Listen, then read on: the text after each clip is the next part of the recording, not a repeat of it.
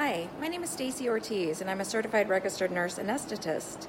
I work in Colorado and today I'm here to tell you just a little bit about the anesthesia machine and some equipment that is very important in anesthesia.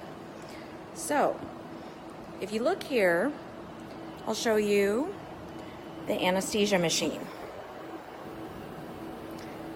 The machine looks different depending on where you work. There's different types of machines. This machine here, if you look, it has the anesthetic gases. You have your sevoflurane and your desflurane. Depending on what type of case you're doing, you can decide which type of anesthetic gas that you'd like to use.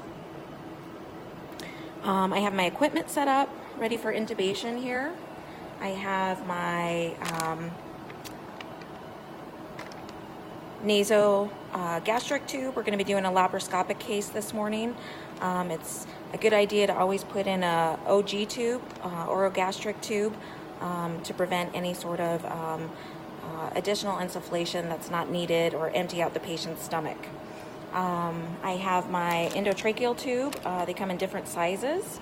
This one is a 6.5. This patient, fortunately, is a small patient, so we are going to use a smaller tube.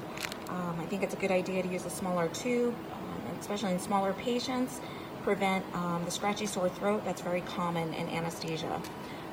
There's different types of blades that you can use. The blade is attached to the handle, which is right here.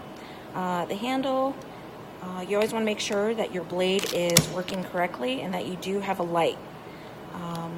This is a Mac 3 blade. I always remember Mac with C because it's a curved blade.